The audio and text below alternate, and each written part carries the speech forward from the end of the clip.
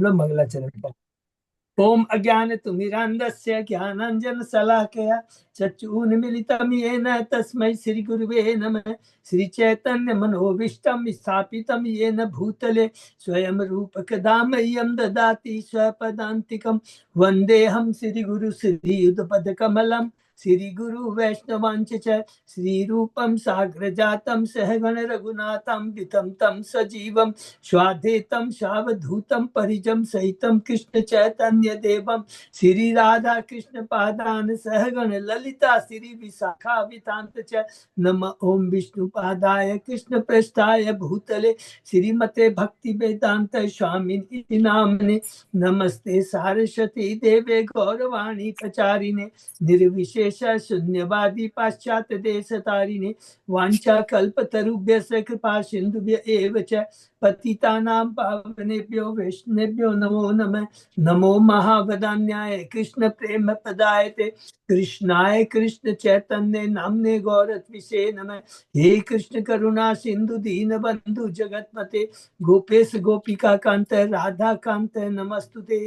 तप्त कांचन गौरांगी राधे बिंदाबनेश्वरी विश्वानुसुते देवी प्रणमामि हरिप्रिये। नीलांचल निवासाय नित्याय परमात्मने बलभद्र सुभद्रायां जगन्नाथाय ते नमः। जय श्री कृष्ण चैतन्य प्रभु नित्यानंद श्री अद्वैत गदाधर श्रीवासादि गौर भक्त बिंद मुखम करोति वाचालम पंगुलंघ्ये गिर यत्किपतभं वंदे श्री गुरु मदीनतारिणम परमानंद माधवम श्री चैतन्येश्वरम। हरे कृष्ण कृष्ण कृष्ण हरे हरे हरे राम राम राम हरे हरे। श्री श्री मंगलाचरण की जय, शिला प्रभुपाद की जय। हरे कृष्णा। आज के इस चेतन चरितामृत चर्चा में सभी भक्तों का हार्दिक स्वागत है। सभी भक्तों के चरणों में मेरा सादर दंडवत प्रणाम है। राधा माधव राधा गोविंद परम वैष्णव परम गुरु आचार्यों की असीम कृपा से हम श्री चेतन चरितामृत पर कई दिनों से चर्चा कर पा रहे हैं। हम लोग ने आदि लीला समाप्त कर करके हम लोग मध्य लीला में प्रवेश कर रहे हैं। और आदि लीला जो हमने पूर्ण किया है, ये भगवान की बहुत विशेष कृपा अपने विश्वास की, जिसमें हम लोगों ने पूरे तत्व को समझा है। पूरे 14 अध्याय में जस्ट 2 मिनट हम लोग रिकैप करते हैं। प्रथम जो 7 अध्याय हैं जिसमें पूरा तत्व है। क्या क्या तत्व है? पहले अध्याय से चौथे अध्याय में हमने कृष्ण तत्व चैतन्य तत्व को समझा है। तो तत्व में क्या क्या समझा है कि दूसरे अध्याय में चेतन महाप्रभु स्वयं भगवान है। केवल भगवान नहीं बोलेंगे, स्वयं भगवान है, माने कृष्ण है जो कि भक्त के रूप में आए हैं। राधा रानी का भाव और राधा रानी की कांति लेकर के वो भक्त के रूप में आए हैं। लेकिन लिखा है उसके अंदर में दूसरे अध्याय में क्या, एते चांस कला पुस्तक कृष्ण भगवान वदंती तत्वद तत्तम यत् ज्ञान। पूरा तत्व इसमें बड़ा है। माने कृष्ण के कोई भी बिना कृष्ण के कोई चीज का अस्तित्व नहीं है। कृष्ण के बिना अगर हम सोचते हैं ये चीज एग्जिस्ट कर रही है तो ये हमारा भ्रम है, ये हमारी माया, ये हमारी अज्ञानता है। ये बहुत सुंदर दूसरे अध्याय में। और तीसरे अध्याय के अंदर में हम लोगों ने भगवान श्री कृष्ण के प्राकट्य के बाह्य, हम लोगों ने बाह्य कारण है ना, 3 कारण पढ़ा। और उसके बाद में हम लोगों ने चौथे अध्याय के अंदर में भगवान के अवतार के अंतरंग कारण। 4 अध्याय चैतन्य तत्व और इसके अंदर में 6 श्लोक हम लोगों ने कवर किए मंगलाचरण के प्रथम 4। उसके बाद में 5वां अध्याय में हमने नित्यानंद तत्व को पढ़ा। तो नित्यानंद तत्व भगवान है, कृष्ण से अभिन्न है, उनका विस्तार है, कोई शक्ति नहीं है, स्वयं वो भगवान के विस्तार है। और जो कुछ भी हमने देखा कि 5 रूपों में अपने को प्रकट करते हैं, महाशंकर काव्यदक्षाय विष्णु, गर्भदक्षाय विष्णु, क्षीरोदक्षाय विष्णु और अनंत शेष। तो ये जो 3 हैं जो वो पुरुषावतार है, जिनसे क्या क्या चीज होता है, सारी सृष्टि होती है। जिसको हमने भागवतम में पढ़ा, सर्ग का काम कौन करते हैं? स्वयं कृष्ण नहीं करते हैं, सर्ग का काम करते हैं कि बलराम जी। देखिए, और उसके बाद में हमने पढ़ा कि ये जितनी भी सृष्टि में जितनी भी लीलाएं होती है भगवान की, जितना भी कुछ अरेंजमेंट करते हैं वो अनंत शेष है। पहला चीज तो अनंत शेष क्या करते हैं, असंख्य ब्रह्मांड, एक ब्रह्मांड नहीं असंख्य ब्रह्मांड को धारण करते हैं। और भगवान की सारी लीलाओं में वही रहते हैं। भगवान की सज्जिया, आसन, वासन, वृंदावन को खुद लेके आते हैं। तो वो बलराम जो विस्तार है, लेकिन भाव उनका क्या है, सेवा भाव है। वो क्या है, सेवक भगवान है। ये हमने 5वें अध्याय में पढ़ा। 6वें अध्याय में अद्वैताचार्य तत्व पढ़ा, सिंपल है कि भक्त के अवतार के रूप में आते हैं। और 7वां अध्याय में हमने पढ़ा पंच तत्व के बारे में। 8वां अध्याय में हमने पढ़ा कि ये कृष्णदास कविराज गोस्वामी ने यह शास्त्र क्यों लिखा, उसमें क्या शिक्षा मिला। बिना गुरु भगवान की कृपा के एक कलम भी, एक शब्द भी हम लिख नहीं सकते हैं। सोचिए 90 साल का वृद्ध आदमी जो कलम नहीं उठा सकता है, उसकी सोचिए आंखें नहीं खुलती है, और उसने इतना बड़ा चेतन चरितमृत लिख दिया। तो उसको किसकी, हरिदास पंडित की कृपा मिलती है, मदन मोहन भगवान की कृपा मिलती है, और वृंदावन दास ठाकुर की आशीर्वाद लेते हैं। 9वें अध्याय में भक्ति कल्प वृक्ष के बारे में, 10, 11, 12 अध्याय में चैतन्य शाखा, नित्यानंद शाखा, अद्वैत शाखा और गदाधर शाखा के बारे में। ये खत्म हुआ हमारा 12 अध्याय। और 13वें अध्याय में भगवान चैतन्य, 13 से लेकर 17 अध्याय तक देखिए बहुत संक्षेप में है, केवल 5 अध्याय, जिसके अगेंस्ट में वृंदावन दास ठाकुर ने कितने खंड लिखे हैं। इसीलिए उन्होंने जानबूझ के संक्षेप में लिखा। 13 अध्याय में चेतन महाप्रभु का जन्म है। 14, 15, 16, 17 अध्याय के अंदर में चेतन महाप्रभु की बाल लीला, पौगंड लीला, किशोर लीला और यौवन लीला। और यौवन लीला में हमने समाप्त किया कि चांद काजी की लीला से समाप्त किया। और उसके बाद में किस प्रकार भगवान एक लीला करते हैं, गोपी गोपी कहते हैं। वहां के लोग कहते हैं अरे पागल हो गया, गोपी गोपी करता है, इसकी बुद्धि मारी गई है। तो चेतन महाप्रभु बोले कि नहीं, अब मुझे संन्यास लेना चाहिए। जब तक मैं संन्यास नहीं लूंगा तब तो लोग मुझे सीरियसली नहीं समझेंगे। तब उन्होंने कटवा में जाकर केशव भारती से संन्यास लेते हैं, और उनका नाम क्या पड़ा, श्री कृष्ण चैतन्य। इसलिए अभी सब जगह आएगा। मध्य लीला में श्री कृष्ण चैतन्य, और आदि लीला में अभी हम लोग क्या बुलाते थे उनको, निमाई, निमाई। हाँ, तो ये हुआ। और जब मध्य लीला में हम जो प्रवेश कर रहे हैं, हमने कहा कि मध्य लीला शुरू करने के पहले ये सब चीज याद करने से बार बार याद रहेगा, क्योंकि नहीं तो बहुत मुश्किल है बच्चों के लिए। तो हमने देख किया कि आदि लीला के बाद भगवान की और दूसरी लीला को क्या बोलते हैं, शेष लीला बोलेंगे। है ये सबको याद है, फिर भी याद है। शेष लीला के 2 भाग है, मध्य लीला है और दूसरा है अंत्य लीला। मध्य लीला के अंदर में 25 अध्याय हैं और अंत्य लीला में 20 अध्याय हैं। तो अभी हम लोगों ने 17 अध्याय के, टोटल 62 अध्याय हैं, 11,519 श्लोक हैं इसके अंदर में। टोटल 62 अध्याय, हमने 17 अध्याय कंप्लीट किए। और अब हम लोग कंप्लीट करेंगे मध्य लीला में 25 अध्याय, और उसके बाद में 20 अध्याय रह जाते हैं, वो अंत लीला में रहते हैं। तो अंत लीला, मध्य लीला बनाकर बोलते हैं शेष लीला। तो मध्य लीला में क्या है, 25 अध्याय है।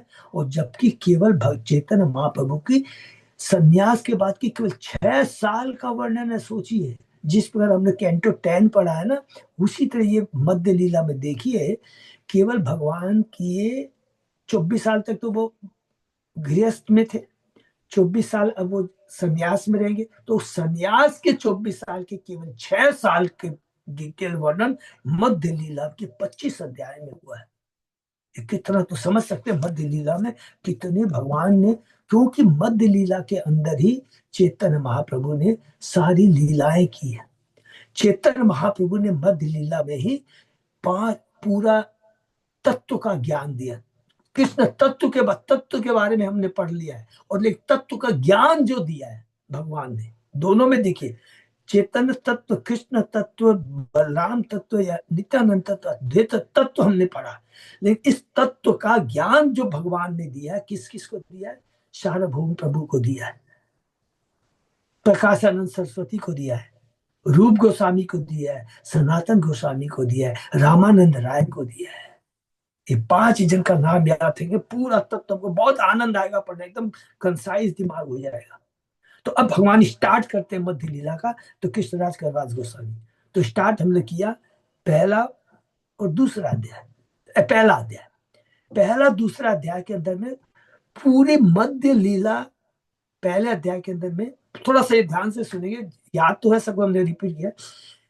क्योंकि कृष्णराज के विराज गोस्वामी जानते कि मेरी उम्र अब 91 प्लस हो गई, क्योंकि 90 में शुरू किया, 2-3 साल तक उन्होंने आदि लीला लिखा हुआ है, लिखा कहीं नहीं है, फिर भी अंदाज लगाते हैं। उसके बाद में भी 92-93 प्लस है, तो कहते हैं अरे ये मैं मध्य लीला अंत लीला लिखूंगा, कहीं मेरी मृत्यु ना हो जाए। इसलिए उन्होंने क्या किया, पहले अध्याय और दूसरे अध्याय के अंदर, इसलिए अभी हम इसमें फास्ट में चले जा सकते हैं। फास्ट का मतलब क्या है कि हमको ये नहीं है, क्योंकि सारा तत्व तो तीसरे अध्याय से शुरू होगा पूरी लीला। तो पहले अध्याय के अंदर में क्या किया है, मध्य लीला अर्थात 25 अध्याय का उन्होंने वर्णन किया, प्लस अंत लीला में भी कितने 18 साल हो गए ना, 6 साल तो वो रहते हैं मध्य लीला के अंदर किया। अब 12-18 बाकी 18 साल में भी जो प्रथम जो 6 साल है उसका भी वर्णन उन्होंने पहले अध्याय में संक्षेप में किया, और दूसरे अध्याय के अंदर में जो लास्ट 12 साल रह जाते हैं उसका वर्णन संक्षेप में किया। तो ये पहला दूसरा अध्याय हम लोग अभी पहले ही अध्याय में है, लेकिन क्या इसका सबसे इंपॉर्टेंट चीज क्या है, बोल तो दिया उन्होंने कि मैं संक्षेप में बोलूंगा, लेकिन कृष्णदास कविराज का हम क्या करते हैं, संक्षेप में बोलते बोलते बोलते आवेश में आ जाते हैं, तो कोई कोई पॉइंट को बहुत डिटेल में बोल देते हैं। इसलिए हम लोग को ऐसा नहीं है कि हम लोग इसको नकार करके तीसरे अध्याय में सीधा जंप कर जाए। क्यों, जब तीसरे अध्याय से शुरू करेंगे तो वो पट से बोल देंगे कृष्णदास कविराज गोस्वामी, देखो ये पॉइंट को मैंने संक्षेप माने पहले दूसरे अध्याय में डिटेल में बता दिया, मैं रिपीट नहीं करूंगा। तो इस तरह को बहुत अच्छी तरह समझना है। तो हम अभी पहले अध्याय के अंदर में है, पहले दूसरे अध्याय में है संक्षेप में, तीसरे से लेकर छठवें अध्याय में भगवान स्टार्ट करेंगे नवद्वीप से और पूरी तक जाने की यात्रा का वर्णन है। 3 से 6 माने 3 अध्याय में, 4 है, 3, 4, 5। उसके बाद में भगवान जब पूरी पहुंच जाते हैं, उसके बाद में 7 अध्याय से लेकर 10 अध्याय तक भगवान अब पूरी से स्टार्ट कर देंगे साउथ इंडिया की टूर के बारे में।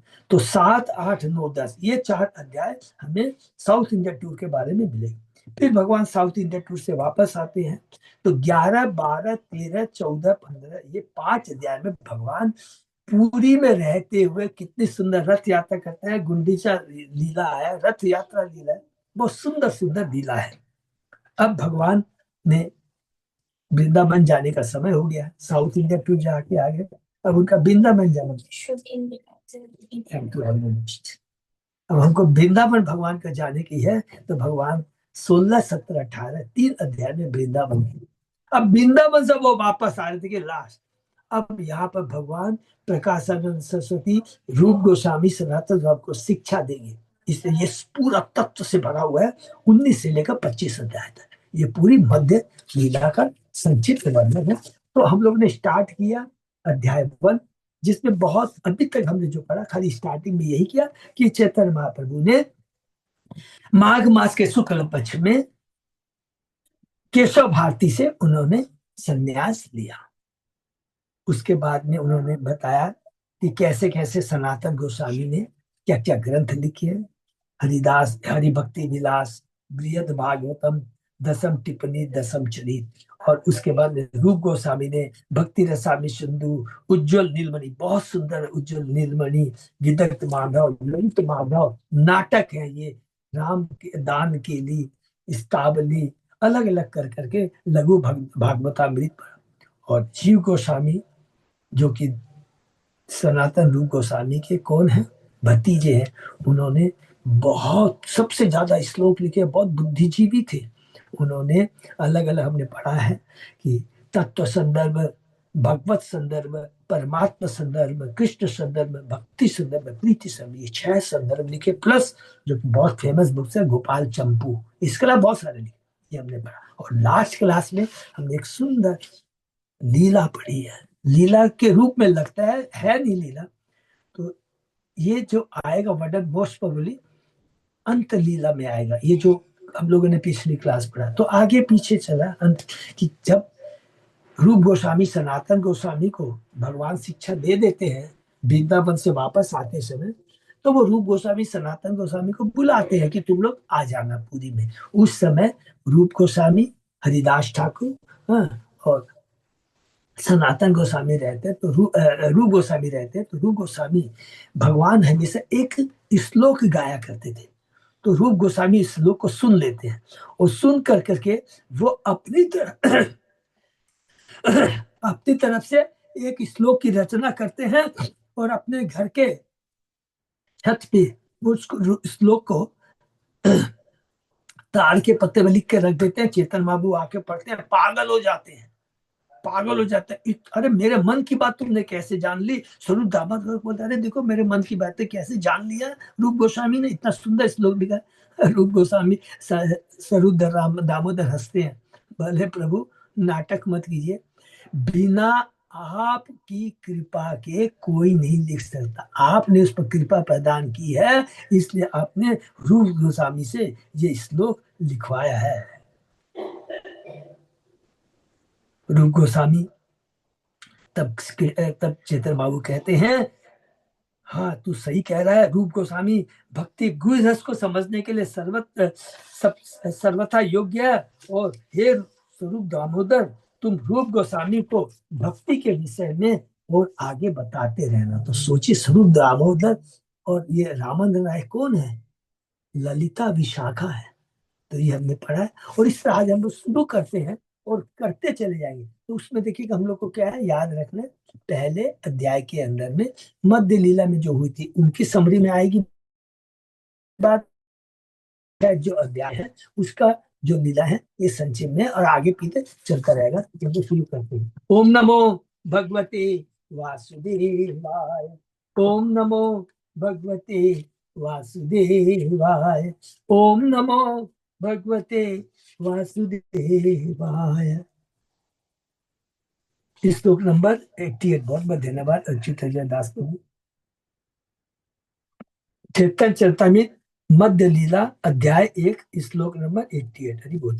द्वादश वत्सर शेष एचे गोडाइलो, यही मत शेष लीला त्रिविधान कह लो। श्री चेतन महाप्रभु के अंतिम 12 वर्ष इसी दिव्य उन्माद में बीते। इस उन्होंने अपनी अंत लीलाएं 3 प्रकार से संपन्न की।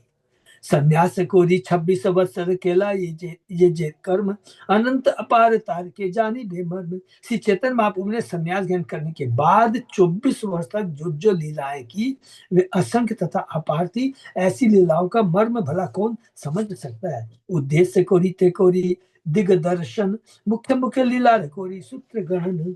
उन लीलाओं का संकेत करने के उद्देश्य से मैं मुख्य मुख्य लीलाओं को सूत्र रूप में प्रस्तुत कर रहा हूँ, संक्षेप में प्रस्तुत कर रहा हूँ। प्रथम सूत्र प्रभु संन्यास कौरन, संन्यास कोरी चो लीला प्रभु श्री वृंदावन। पहला सूत्र यह है कि संन्यास ग्रहण करने के बाद श्री चेतन बाबू वृंदावन की ओर चल पड़े। साथ में कौन कौन है थोड़ा जो जो याद आता बता दूंगा। नित्यानंद प्रभु है, चंद्रशेखर आचार्य, मुकुंद दत्त है, तो वो लोग साथ साथ में रहते हैं। अब भगवान स्टार्ट कर रहे हैं कहाँ से? नवद्वीप में स्टार्ट करेंगे वृंदावन के द्वारा। ये खत्म श्री चेतन महाप्रभु का संन्यास ग्रहण करने के स्पष्ट तथा प्रमाणिक वर्णन है। उनके द्वारा संन्यास ग्रहण किए जाने की तुलना मायावादियों द्वारा संन्यास ग्रहण करने से कदापि नहीं की जा सकती। संन्यास ग्रहण करने के बाद चेतन महाप्रभु वृंदावन जाना चाहते थे। वे उन मायावादी सन्यासियों से सर्वथा भिन्न थे जो ब्रह्म में समा जाने के लिए उत्सुक रहते हैं। वैष्णव के लिए संन्यास ग्रहण करने का अर्थ सारे भौतिक कार्यकलाप से छुटकारा पाना, भगवान की दिव्य प्रेमामयी सेवा में पूरी तरह लग जाना। इसकी पुष्टि श्री रूप गोस्वामी ने भक्त स्वामी सुंदर में के अनासक्त विषय यथार्थ पुंज युंजत निर्बंध कृष्ण संबंधे युक्तम वैराग्य उच्चते। वैष्णव के लिए संन्यास आश्रम का अर्थ है भौतिक वस्तुओं से पूर्णतः विरक्ति और भगवान की दिव्य सेवा में निरंतर लगे रहना। किंतु मायावादी सन यह नहीं जानती कि प्रत्येक वस्तु को भगवान की सेवा में किस तरह लगाई है। उन्हें भक्ति की शिक्षा नहीं मिली रहती, इसलिए वे भौतिक वस्तुओं को अस्पृश्य मानते हैं। मैंने इसको टच नहीं कर। ब्रह्म सत्यम जगत मिथ्या। मायावादी सोचते हैं कि यह जगत मिथ्या है, किंतु वैष्णव सन्यासी इस प्रकार नहीं सोचते। तो कहते हैं जगत मिथ्या क्यों होना चाहिए? जगत मिथ्या नहीं है, अशाश्वत है। शाश्वत नहीं है लेकिन, शाश्वत नहीं है लेकिन क्या है? ऐसा नहीं कि जगत मिथ्या नहीं है, ये टेम्पररी और है, ये वास्तविक है, और ये संपूर्ण पुरुषोत्तम भगवान की सेवा के निमित्त। हरि बोल, ये बहुत इंपॉर्टेंट है कि ये जो बनाया है भगवान ने, ये वास्तव में है भौतिक जगत, लेकिन ये भौतिक जगत हमारी इंद्र तृप्ति के लिए नहीं है, ये भगवान की तुष्टि के लिए, भगवान की सेवा के निमित्त। हरि बोल। वैष्णव सन्यासी के लिए वैराग्य का अर्थ है अपने खुद के इंद्रिय भोग के लिए कोई वस्तु स्वीकार न करना। भक्ति का अर्थ है प्रत्येक वस्तु का उपयोग पूर्ण पुरुषोत्तम भगवान की तुष्टि के लिए करना। यही भक्ति है, भगवान की दिव्य प्रेमाय भक्ति में संलग्न होना, और जो कुछ भी है भगवान की सेवा में लगाना। भ्रमित विहंगल बाई नाहिक स्मरण, राड दे से 3 दिन को रीला भ्रमण। जब श्री चैतन्य महाप्रभु वृंदावन की ओर जा रहे थे तो वे कृष्ण प्रेम में विंगल हो गए और उनकी बाहरी जगत की सारी सुध बुझ जाती रही। इससे उन्होंने 3 दिनों तक उस राड देश में भ्रमण किया, जो ऐसा प्रदेश जिसमें गंगा नहीं बहती। तो सबको मालूम, हम लोग ने डिस्कस कहते हैं, गौड़ देश उसको कहते हैं जहाँ गंगा बहती है, राड देश उसको कहते हैं जहाँ गंगा नहीं बहती है। नित्यानंद प्रभु महाप्रभु भुलाइया, गंगा तीरे लवा आइला जमुना बोलिया। तो संक्षेप में बता रहे, प्रभु भगवान तो जाना चाहते थे वृंदावन, लेकिन उनके विस्तार नित्यानंद उनको बहका देते हैं, उनको भ्रमित कर देते हैं। ये भी भगवान की लीला है। पूरा तत्व हमको समझ में आ जाएगा कि भगवान चाहते थे कि मेरे को नित्यानंद भ्रमित करे, क्योंकि हर चीज के पीछे भगवान अंतर्यामी, उनकी पूरी प्लानिंग है। सर्वप्रथम नित्यानंद प्रभु ने श्री चैतन्य महाप्रभु को गंगा के किनारे ले जाते थे, यह कहकर भ्रमित कर दिया कि यह यमुना नदी है। हरि बोल। शांतिपुर आचार्य गृह आगमन, प्रथम भिक्षा कहलाता है रात्रि संकीर्तन।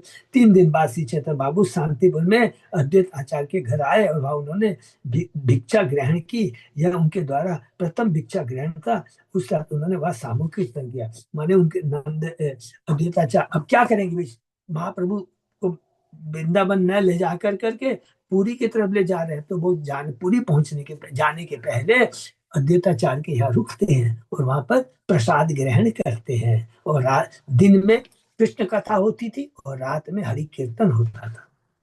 ऐसा लगता है कि चेतन बाबू दिव्य भावावेश में 3 दिनों तक भोजन करना ही भूल गए थे। तत्पश्चात नित्यानंद प्रभु ने उन्हें यह करके बहका दिया कि यह गंगा नहीं यमुना नदी है। महाप्रभु वृंदावन जाने की भावना उन्माद में थे, अतः वे यमुना को देखकर प्रसन्न हुए, यदि वास्तव में यह गंगा नदी थी। इस तरह 3 दिन बाद महाप्रभु को शांतिपुर में अद्वैत प्रभु के घर लाया गया, जहाँ उन्होंने भोजन ग्रहण किया। वह रहने के दौरान महाप्रभु अपनी माता सची देवी से मिले और समस्त भक्तों के साथ मिलकर प्रत्येक रात को सामूहिक कीर्तन करते थे और दिन में हरि कथा होती थी। माता भक्त गौणे ताहा कोरी लो मिलन, सर्व समाधान कोरी कैलो नीलाद्रि गमन। अद्वैत प्रभु के घर में वे अपनी माता से तथा मायापुर के सारे भक्तों से मिले। वहां पर सबका समाधान करने के बाद वे जगन्नाथपुर ही चले गए।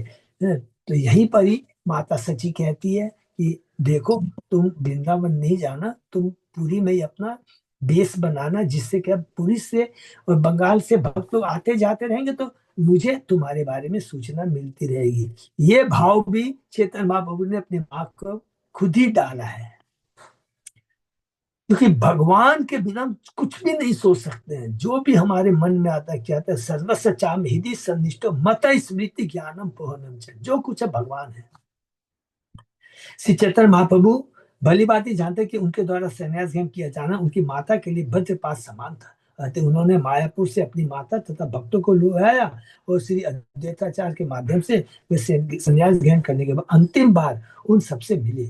उनकी माता उनका मुंडित मस्तक देखकर अत्यधिक दुखी हुई। उनके सिर पर अब सुंदर बाल नहीं थे। सारे भक्तों ने सची माता को सांत्वना दी और श्री चैतन्य महाप्रभु ने अपनी माता से उनके लिए भोजन पकाने के लिए कहा, क्योंकि 3 दिन से भोजन ग्रहण न करने के कारण वे अत्यधिक भूखे थे। उनकी माता तुरंत राजी हो गई और सब कुछ भूलकर श्री चैतन्य महाप्रभु के लिए तब तक भोजन बनाती रही जब तक वे श्री अद्वैत प्रभु के घर में रही। कुछ दिनों के बाद श्री चैतन्य बाबू ने अपनी माता से जगन्नाथपुर जाने की अनुमति मांगी। संन्यास ग्रहण करने के बाद अपनी माता के कहने पर उन्होंने जगन्नाथपुरी को अपना मुख्य स्थान बनाया था, माता के कहने पर।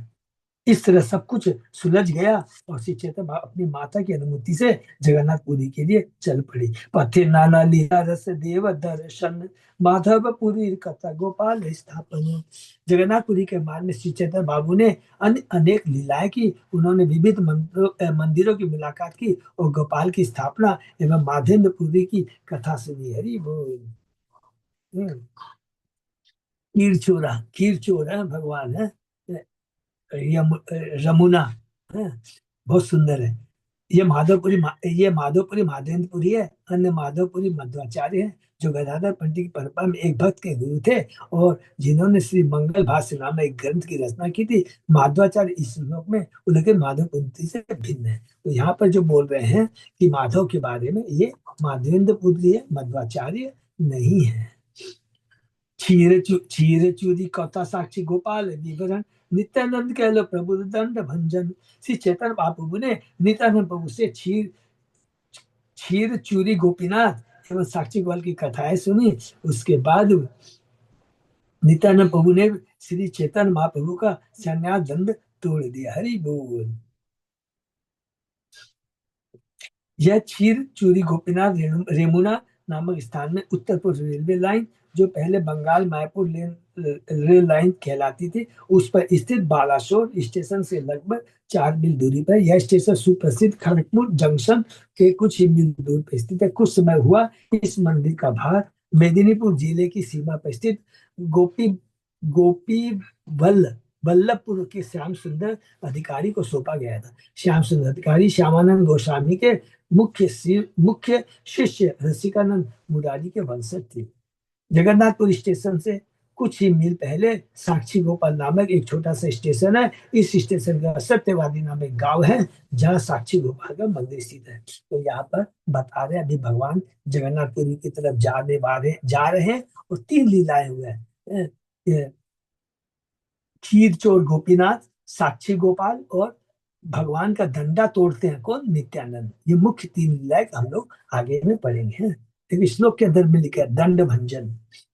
क्रुद्ध हुआ एका गेला जगन्नाथ देखिते, देखिया मूर्छित हुआ पौड़ीला भूमि थे। इसके बाद जब नित्यानंद प्रभु ने उनका संन्यास दंड तोड़ डाला तो श्री चैतन्य बाबू बाह्य रूप से अत्यधिक क्रुद्ध हुए, बाह्य रूप से, और वे उनका साथ छोड़कर अकेली जगन्नाथ मंदिर की यात्रा के लिए चल पड़े। जब श्री चैतन्य बाबू जगन्नाथ मंदिर के भीतर प्रविष्ट हुए और उन्होंने भगवान जगन्नाथ का दर्शन किया तो वे तुरंत अचेत होकर भूमि पर गिर पड़े। तो यहाँ भी एक लीला है, तो हम लोग तत्व को पूरा समझते हुए चलेंगे।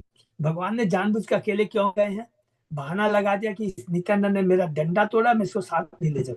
लेकिन भगवान अकेले जाएंगे, मूर्छित हो जाएंगे, तो उनको किससे मिलना है?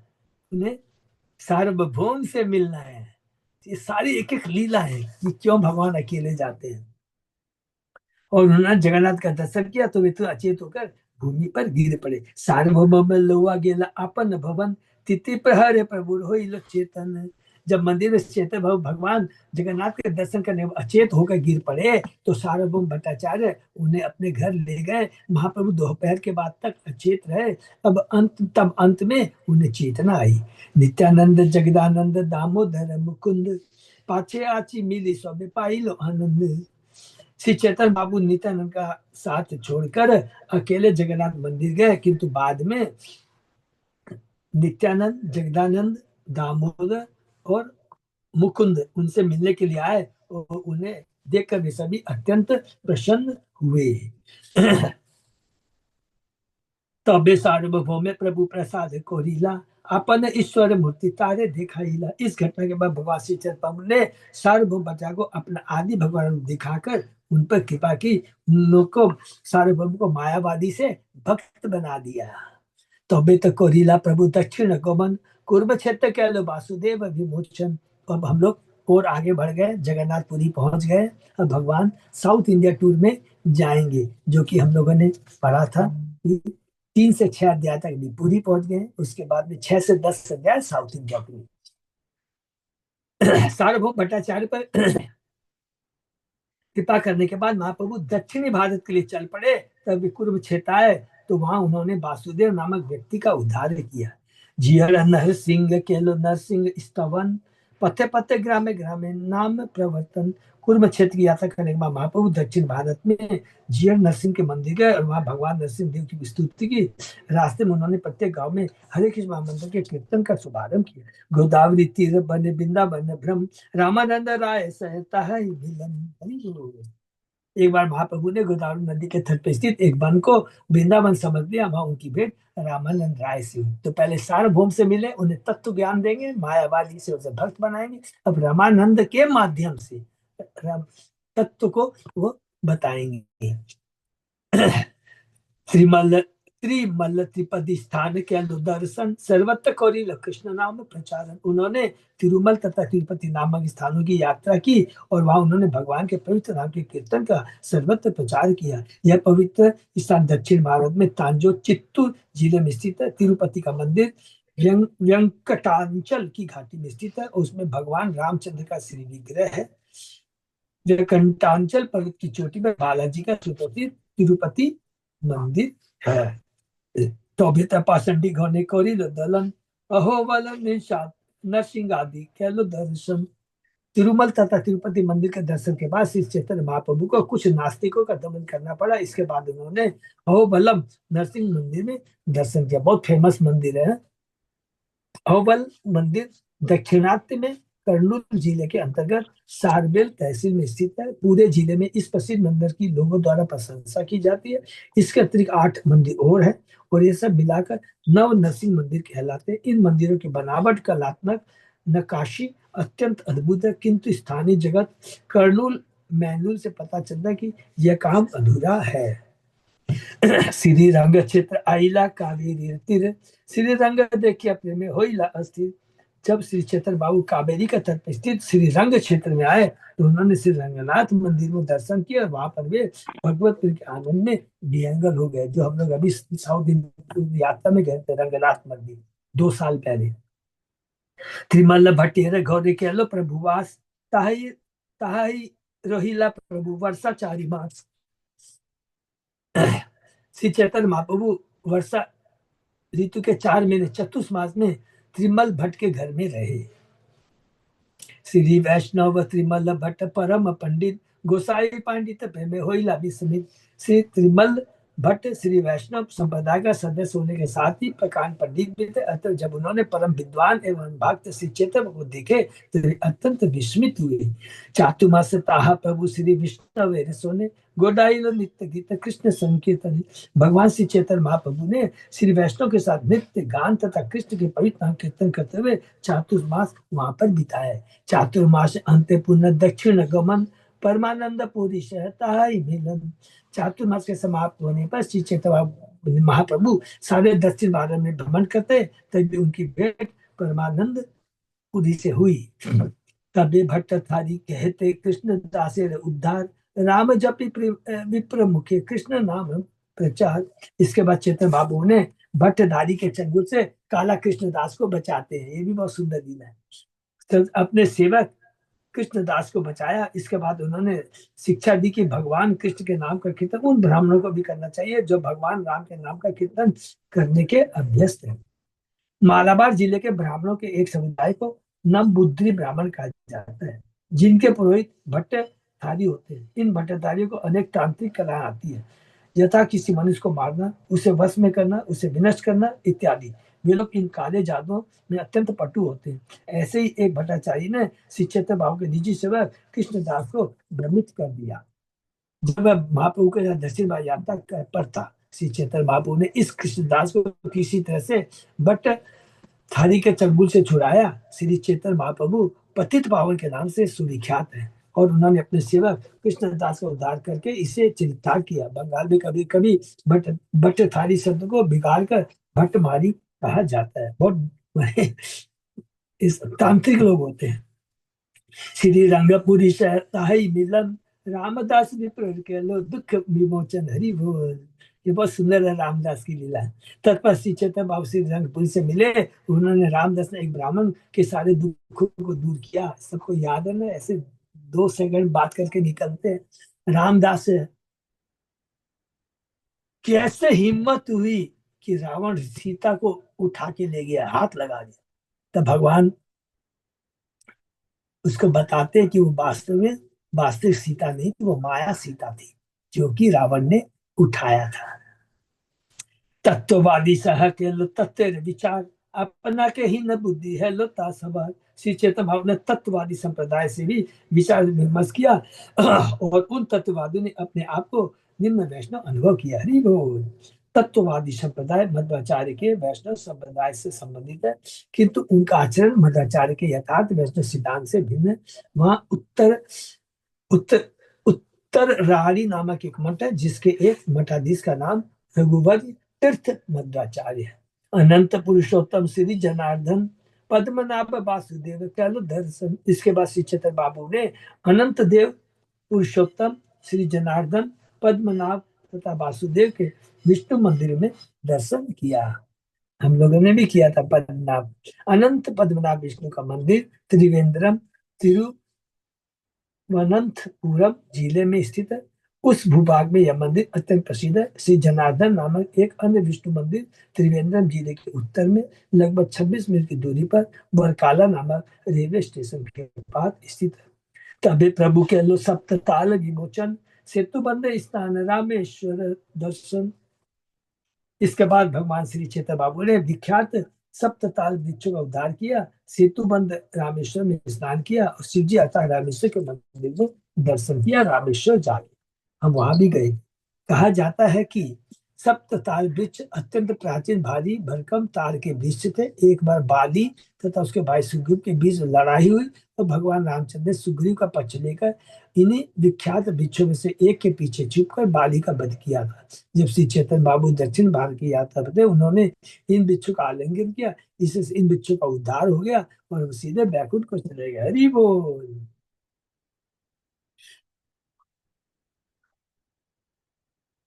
तहा ही कौरिल कुर्म पुराण श्रवण, माया सीता नीले के रावण तह ते लिखन। रामेश्वर में श्री चेतन बाबू को कुर्म पुराण पढ़ने का अवसर मिला, जिसमें यह पता चला कि रावण ने जिस सीता का अपहरण किया था वह वास्तविक सीता नहीं थी, अपितु उनकी छाया माती थी। और वही कुर्म पुराण को ओरिजिनल बुक्स के लेके आता, बोला कि मेरा भक्त है, रामदास को विश्वास नहीं होगा, तो लेकर आके तो रामदास को दिखाते हैं, देखो तो दुखी मत हो, ये माया सीता का अपहरण हुआ था। कुरु पुराण का कथन है कि इस छाया सीता के सतीत्व की अग्नि परीक्षा की गई। माया सीता ने जब अग्नि में प्रवेश किया तो वास्तु सीता अग्नि से प्रकट हो गई। सुनिया प्रभु आनंदी हनुमन, रामदास भी प्रकटा हो स्मरण। हरि बोल। श्री चैतन्य बाबू माया सीता के विषय में पढ़कर अत्यंत प्रसन्न हुए और उन्हें रामदास विप्र से अपनी भेंट का स्मरण हुआ, जो अत्यंत दुखी था कि रावण ने सीता माता का अपहरण किया था। सही पुरातन पथ आग्रह कोरी नीलो, रामदास देखाई है दुख खंडाई लो। श्री चैतन्य महाप्रभु ने कुर्म पुराण की उस अत्यंत प्राचीन पुस्तक से यह पन्ना उत्सव के कारण फाड़ लिया और बाद में इसे रामदास विप्र को दिखलाया, जिससे देखकर उसका दुख दूर हुआ। एकदम ओरिजिनल, कोई लिख नहीं, उस समय तो जेरोक्स थी नहीं, ओरिजिनल पन्ना उन्होंने लिया। ब्रह्म संहिता कर्णामृत दुई पुथी पावा, दुई पुस्तक लवा आइला उत्तम जानिया। और इसी साउथ इंडिया टूर में उन्होंने और दो ग्रंथ को दिया था, कर्णामृत और ब्रह्म संहिता। श्री चैतन्य बाबू को दो ग्रंथ और भी मिले, ब्रह्म संहिता तथा कृष्ण कर्णामृत। इन ग्रंथों को श्रेष्ठ मानते हुए उन्हें अपने भक्तों को भेंट करने के लिए ले आए। प्राचीन काल में छापे खाने नहीं थे, प्रिंटिंग मशीन ये सब नहीं थी, अतः सारे महत्वपूर्ण शास्त्रों को हाथ से लिखा जाता था, जिन्हें बड़े बड़े मंदिरों में रखा जाता था। श्री चैतन्य महाप्रभु को ब्रह्म संहिता तथा कृष्ण कर्णामृत की हस्तलिखित प्रतियां प्राप्त हुई। वे उन्हें अत्यंत प्रामाणिक समझकर अपने साथ लेते आए, जिससे उन्हें वे अपने भक्तों को भेंट कर सके। निस्संदेह उन्होंने मठाधीश की अनुमति से ली थी। अब ब्रह्म संहिता तथा कृष्ण कर्णामृत दोनों की ही छपी हुई प्रतियां श्री भक्तिसार सरस्वती ठाकुर की टीकाओं के साथ उपलब्ध है। हरि बोल। दो बुक्स है ना जो कि चेतन चेतन पे कमेंट्री हम लोगों ने पढ़ा था ना, सबको याद है ना, अमृत भाष्य और अनुभाष्य। भक्ति विनोद ठाकुर का अमृत भाष्य और अनुभाष्य भक्ति सिद्धांत सरस्वती ठाकुर का। पुनरपि नीलांचल गमन कोरिला, भक्तगण ने मेली स्नान यात्रा देखिला। श्री चेतन बाबू उन पुस्तकों को लेकर जगन्नाथपुरी की लौट आए। उस समय जगन्नाथ जी का स्नान उत्सव मनाया जाता, जिसे उन्होंने देखा। अनवसरे जगन्नाथ न पाह दर्शन, बिहरे अलाल नत कोरिला। गमन, जब स्नान यात्रा होती है तो भगवान 15 दिन के लिए बुखार के नाटक लीला करते हैं, दर्शन नहीं देते हैं। उस समय चेतन को बहुत दुख हुआ, तो वो कहाँ चले जाते हैं, अलालनाथ में भगवान का दर्शन करने। अब भगवान वापस आ चुके हैं, कहाँ से, साउथ इंडिया से दूर से आ चुके हैं। अब वो यहाँ पर 11 से 15 अध्याय में लीला करेंगे। कहा कि पुरी के अंदर में रथ यात्रा होगी, गुंडीचा मंदिर है। अब इसके बारे में यहाँ वर्णन आ रहा है। जब जगन्नाथ जी मंदिर में नहीं थे तब श्री चैतन्य बाबू उनका दर्शन नहीं कर सके, फलतः उनके विरह में वे जगन्नाथपुर छोड़कर अलालनाथ नामक स्थान पर चले गए। अलालनाथ ब्रह्मगिरी के नाम से भी प्रसिद्ध है, जहाँ ब्रह्मा जी ने प्रार्थना की थी। यह स्थान श्री समुद्र तट पर है और जगन्नाथपुर से लगभग 14 मील की दूरी पर है। वहां पर जगन्नाथ मंदिर है। इस समय वहाँ एक थाना और एक डाकघर है, क्योंकि अनेक लोग इस मंदिर में दर्शन के लिए आते हैं। जब श्री जगन्नाथ मंदिर के दर्शन मंदिर में नहीं होते स्नान यात्रा के समय, तो इसे अनवसर कहते हैं। स्नान यात्रा के भगवान जगन्नाथ बीमार हो जाते हैं, अतः उन्हें अंतपुर में ले जाया जाता है, लालनाथ, जहाँ कोई उन्हें मिल नहीं सकता। वास्तव में इस बीच जगन्नाथ के श्री विग्रह में सुधार द्वारा नवीनता लाई जाती है। इसे नव यौवन कहते हैं। रथ यात्रा उस समय भगवान जगन्नाथ एक बार फिर जनता के समक्ष आते हैं। इस स्नान यात्रा के बाद 15 दिनों तक भगवान जगन्नाथ के दर्शन नहीं होते। भक्त सोने दिन को ताहि रोहिला, गोरेड़ भक्त ऐसे समाचार रहिला।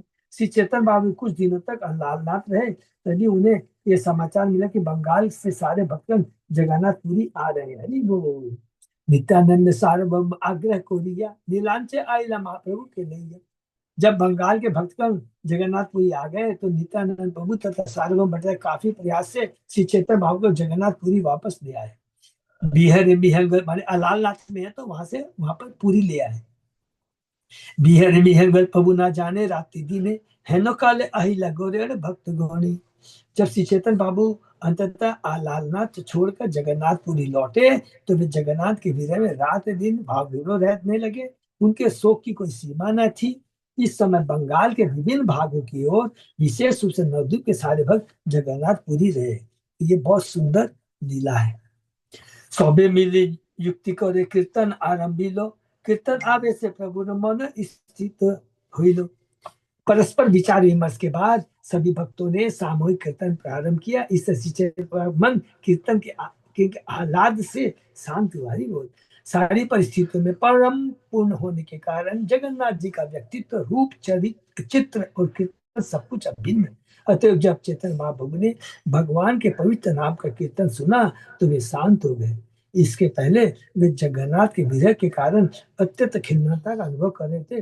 निष्कर्ष यह है कि जब भी शुद्ध भक्तों द्वारा कीर्तन किया जाता है तो भगवान वहां तुरंत उपस्थित हो जाते हैं। भगवान के पवित्र नामों का कीर्तन करने से हमें साक्षात भगवान का सानिध्य प्राप्त होता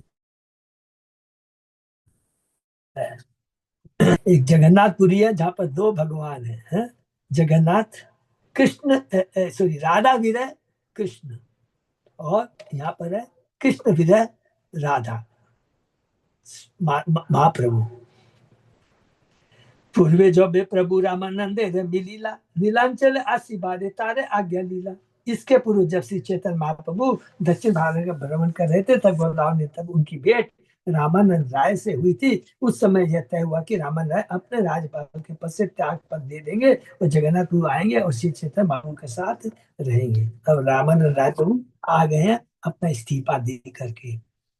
राज आज्ञा लहते हो आइला को तो दिने, रात्रि दिन कृष्ण को था रामानंद सोने। श्री चैतन्य महाप्रभु के आदेश पर श्री रामानंद राय ने राजा से छुट्टी मांगी और जगन्नाथपुरी आ गए। उन्हें वहां आने के बाद श्री चैतन्य महाप्रभु ने उनके साथ दिन रात कृष्ण तथा उनकी लीलाओं के विषय में बातें करते हुए प्रचुर आनंद प्राप्त किया। क्योंकि ललिता विशाखा का होना बहुत जरूरी है। स्वरूप दामोदर और रामानंद राय का रहना बहुत जरूरी है, जो हमेशा राधा रानी के साथ, हमने द्वापर में जो कृष्ण लीला है, गोवर्धन ब्रज लीला है, उसमें हमेशा रहती है। तो वही रामानंद राय और स्वरूप दामोदर। काशी मिश्र कृपा प्रद्युम्न मिश्र आदि मिलन, परमानंद पुरी गोविंद काशी काशीश्वर आगमन। रामानंद राय के आने के बाद श्री महाप्रभु ने काशी मिश्र पर कृपा की और प्रद्युम्न मिश्र तथा अन्य भक्तों से भेंट की। उस समय 3 और भक्त परमानंदपुरी, गोविंद तथा काशीश्वर श्री चेतन बाबू से मिलने जगन्नाथपुरी आए। बहुत सारे, अब सारे भक्तों का जो कि हमने कृष्ण, सॉरी, नित्यानंद, कृष्ण चैतन्य और गदाधर पंडित और अद्वैताचार्य जो शाखाएं पड़ी थी, अब देखेंगे सबका नाम एक एक करके आएगा। दामोदर स्वरूप मिलने परम आनंद, शिखी माहिती मिलन राय भवानंद हरि बोल। अंततः स्वरूप दामोदर गोस्वामी से भेंट होने पर चेतन बाबू अत्यंत प्रसन्न हुए। अब रामानंद भी आ गए और स्वरूप दामोदर भी आ गए। इसके बाद सिक्की माहिती तथा रामानंद राय के पिता भवानंद राय से उनकी भेंट हुई। हरि बोल। सीखे माहिती सबको मालूम ही है ना। माधवी सीखे माहिती, रामानंद रॉय और स्वरूप दामोदर, सारे तीन माने भगवान के परम भक्त। माधवी को आधा बोला गया क्योंकि वो स्त्री है, हम लोगों ने पढ़ा था। गौड़ होते सर्व वैष्णव आगमन, कुलीन ग्रामवासी संगे प्रथम मिलन। बंगाल के सारे भक्त क्रमशः जगन्नाथपुरी पहुंचने लगे। उस समय कुलीन ग्राम के निवासी ऋषि चेतन बाबू से भेंट करने पहली बार आए। नर हरिदास आदि जो तो खंडवासी, शिवानंद सेन संग मिलिला सबे आशु। अंततोगता नर हरिदास तथा खंड के सारे निवासी शिवानंद से सहित आए और श्री चेतन महबूब उन सबसे मिले। तो शिवानंद सेन है, वो पूरा लीड करते थे। जब भी बंगाल से भक्त लोग पूरी आते थे तो इंचार्ज कौन होते थे? शिवानंद सेन। वही सारा गेट पास माने अलग अलग पोस्ट पर वो क्लियरेंस लेना सब कुछ काम यही करवाते थे शिवानंद से। स्नान यात्रा देखी प्रभु संगे भक्तगण, सभा होला केला प्रभु गुंडीचा मार्जन।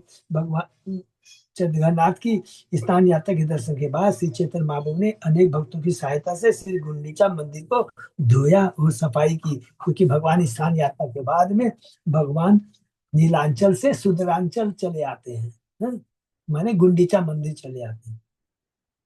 सभा संग रथ यात्रा के दर्शन, रथ अग्र नित्य कोरी उद्यान गमन। इसके बाद समस्त भक्तों सहित श्री चैतन्य महाप्रभु ने रथ यात्रा का दर्शन किया। चेतन बाबू ने रथ के आगे स्वयं नृत्य किया और नृत्य के बाद एक बगीचे में गए।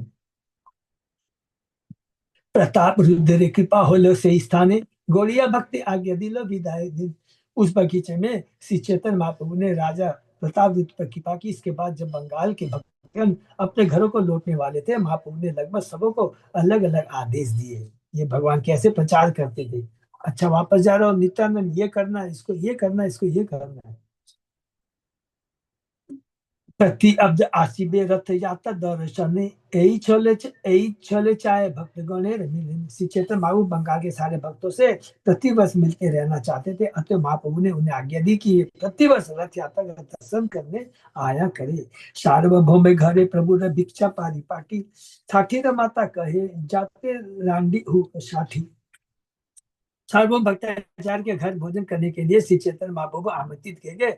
जब महाप्रभु सुस्वादु भोजन करे तो सुन भट्टाचार्य जामादा जमाई उनकी पुत्री साठी के पति ने उनकी आलोचना की। इसके कारण साठी की माता ने उसे साथ दे दिया कि साठी विधवा हो जाए। दूसरे शब्द में उसने अपने जमाता को मर जाने का शाप दे दिया, खुद सार्वभौम ने, क्योंकि उसने भगवान चैतन्य महाप्रभु का अपमान किया था कि इतना खाता है सन्यासी होके। वर्षांतरे अद्वैत आदि भक्तेर आगमन, प्रभु रे देखिते सबे कोरी लगमन। साल के अंत में भगवान बंगाल के सारे भक्त अद्वैत आचार्य के साथ पुनः श्री चैतन्य बाबू का दर्शन करने आए। निसंदेह जगन्नाथपुरी जाने के लिए भक्तों की भारी भीड़ उमड़ रही थी। आनंद सवारे निया देन वासस्थान, शिवानंद सेन को रे सवार पालन। जब बंगाल के सारे भक्त आ गए तो श्री चैतन्य बाबू ने सबको रहने का स्थान दिया और शिवानंद सेन को उनकी देखरेख का भार सौंप दिया। शिवानंद रे संग आइला कुकुर भाग्यवान, हरि बोल प्रभु रे चरण देखी कहलो अंतर्दान। शिवानंद सेन तथा भक्तों के साथ एक कुत्ता आया था जो इतना भाग्यवान निकला कि श्री चैतन्य महाप्रभु के चरण कमलों का दर्शन करने के बाद वह मुक्त हो गया और भगवत धाम वापस चला गया। हरि बोल। ये भी बहुत सुंदर लीला है। पति सार्वभौम से सवार मिलन, सार्वभौम भट्टाचार्य काशी गमन। वाराणसी जा रहे सार्वभौम भट्टाचार्य से सारे मार्ग में सभी लोग मिले। प्रभु रे मिलेला सर्व वैष्णव आशिया, जल क्रीड़ा कहला प्रभु सवार मिलिया। जगन्नाथपुरी आकर सारे वैष्णव श्री चैतन्य बाबू से मिले। बाद में सभी भक्तों के साथ लेकर श्री चैतन्य बाबू ने जल क्रीड़ा की। सभा लो वा कहलो गुंडीचा गृह समार्चन, रथ यात्रा दर्शन प्रभु नर्तन। सबसे पहले महाप्रभु ने गुंडीचा मंदिर को बारीकी से धोया। उसके बाद सब भक्तों ने रथ यात्रा उत्सव एवं रथ के आगे महाप्रभु के नृत्य का दर्शन किया। उपवन कह लो प्रभु विविध विलास, प्रभु अभिषेक कह लो विप्र कृष्णदास। जगन्नाथपुरी से गुंडीचा के रास्ते में पड़ने वाले बगीचे में श्री चैतन्य बाबू ने विविध लीलाएं की। कृष्णदास नाम एक ब्राह्मण ने श्री चैतन्य बाबू का अभिषेक किया। गुंडी चाते नित्य अंत्य कल जल केली, हेरा पंचमिते देखी लो लक्ष्मी देवी रे केली। गुंडीचा मंदिर में नृत्य करने के बाद महाप्रभु ने भक्तों के साथ जल क्रीड़ा की और हेरा पंचमी के दिन बहुत सुंदर लीला है। इस दिन उन सब ने लक्ष्मी जी के कार्यकलापों का दर्शन किया। कृष्ण जन्म यात्रा थे प्रभु गोप वेश होइला, दधि भार वही तबे गरुड़ फिराइला। कृष्ण के जन्मदिन जन्माष्टमी को श्री चैतन्य महाप्रभु ने ग्वाल बाल का वेश बनाकर दही के मटकों से युक्त एक बैंगी धारण की तथा एक लाठी को घुमाई। गोरेर भक्त गौने तबे कोरिंद विदाय, संगेर भक्त लवा करे कीर्तन सदाय। इसके बाद श्री चैतन्य महाप्रभु ने गौड़ देश से आए सारे माने बंगाल से आए भक्तों को विदा किया। महाप्रभु सदा साथ रहने वाले अपने अंतरंग भक्तों के साथ सदैव कीर्तन करते रहे। वृंदावन जाइले क्या लो गौरे गमन, प्रताप रुद्र क्या लो पत्ते विविध सेवन। वृंदावन जाने के लिए महाप्रभु पहले गौरदेव बंगाल गए। रास्ते में राजा प्रताप ने महाप्रभु को पसंद करने के लिए अनेक प्रकार से सेवा की सारी व्यवस्था की थी। प्रताप रुद्र ने की। अभी भगवान वृंदावन जाने वाले हैं। पूरी गोसाई संग वस्त्र प्रदान प्रसंग, रामानंद राय आए भद्र परिजन। बंगाल होकर वृंदावन जाते समय एक घटना घटी जिसमें पूरी गोसाई का वस्त्र उनसे बदल गया। श्री रामानंद राय महाप्रभु के साथ साथ भद्रक नगर तक गए। भद्रक में अभी मंदिर आ रहा है ना, शायद में का जो उद्घाटन हो गया कि होने वाला है, नहीं अभी होगा, सॉरी। गुरु महाराज जा सकते हैं वहां पे। अभी भद्रक में एक नया मंदिर आया है। आशी विद्या वाचस्पति गृह ते रोहिला, प्रभु ने देखी ते लोग संघट होइला। जब श्री चैतन्य बाबू वृंदावन जाते समय विद्यानगर बंगाल पहुंचते तो वे सार्वभौम के भाई विद्या वाचस्पति के घर पर रुके। जब महापुर सहसा उनके घर पहुंचे तो वहां लोगों की भारी भीड़ जमा हो गई। पंच दिन देखे लोक नाही के विश्राम, लोक भय रास्ते प्रभु आइला कुलिया ग्राम। लोग लगातार 5 दिन महाप्रभु का दर्शन करने आते रहे और उन्हें कोई विश्राम नहीं मिल रहा था। अतः भीड़ के भय से महाप्रभु ने रात्रि में ही प्रस्थान कर दिया और कुलिया नामक ग्राम आज का नवद्वीप में चले गए। यदि चैतन्य भागवत में दिए गए कथनों के साथ साथ लोचन दास ठाकुर के विवरण पर विचार किया जाए तो यह स्पष्ट हो जाता है कि आज का नदी पहले कुलियाग्राम कहलाता था। कुलियाग्राम स्थित बाबू ने देवानंद पंडित पर कृपा की तथा गोपाल चापल एवं अन्य कई लोगों का उद्धार किया था। बहुत सुंदर है गोपाल चापल की लीला, जिसने हरिदास ठाकुर के चरणों में अपराध किया। नहीं, गोपाल चापल ने इसके सॉरी श्रीनिवास यस श्रीनिवास के चरणों में अपराध किया। जिन्होंने पहले महाप्रभु के चरणों के प्रति अपराध किए थे, उन दिनों विद्यासागर के कुलियाग्राम जाने के लिए गंगा नदी की एक शाखा को पार करना होता था। ये सारे पुराने स्थान आज भी विद्यमान है। चीना ढांगा पहले कुलियाग्राम में स्थित था, जो आजकल कोलेरगंज के नाम से प्रसिद्ध है। कुलियाग्राम में प्रभु सुनी आगमन, कोटि कोटि लोग हंसी कैलो दर्शन। कुलियाग्राम महाप्रभु का आगमन सुनकर हजारों लाखों लोग उनका दर्शन करने आए। कुलियाग्राम में कह लो देवानंदे प्रसाद, गोपाल विप्र क्षमाई लो श्रीवास अपराध। इस समय श्री चैतन्य ने जो विशेष कार्य किए उसमें देवानंद पंडित पर कृपा करना तथा गोपाल चापक नामक ब्राह्मण जिसने श्रीवास ठाकुर के चरणों में प्रति अपराध किया था उसको क्षमा करना, वही गोपाल चापक है जिसने श्रीवास ठाकुर के घर के बाहर उन्होंने, डिटेल में पढ़ेंगे कैसे उन्होंने कि ये सकाम कर्मी है, ये काली की पूजा करता है, देवताओं की पूजा कर करके वो सामान रख दिया था उसके घर के बाहर। तो महाप्रभु बहुत गुस्सा हो गए थे और उसके बाद में भगवान प्रभु ऐसे कृपा नहीं करते, पहले श्रीवास से जाके क्षमा मांगो, तब भगवान श्रीवास पंडित से क्षमा करते हैं, तब उसको पाप से मुक्ति मिलती है, अपराध से मुक्ति मिलती है। पासड्डी निंदक आसी पौड़ी लाचोरने अपराध क्षमिता दे दिलक कृष्ण प्रेमी। अनेक नास्तिक तथा निंदक भी आए और महाप्रभु के चरण कमलों में गिर पड़े, हरि बोल। महाप्रभु ने उन्हें क्षमा किया और उनका कृष्ण प्रेम प्रदान किया। यही कृष्ण चैतन्य लीला का देखिए कितना बड़ा है। एक चीज पढ़ेंगे हम लोग ऐसे सिंपली बोल के निकल जाते हैं, लिखा क्या है, चंडालों को भी माफ खाली नहीं किया, लिखा कृष्ण प्रेम प्रदान किया, जो जीवन का परम लक्ष्य है। इसलिए इसको महावरदान्याय कहते हैं। चेतन महावरदान अवतार जो कृष्ण प्रेम प्रदान किया।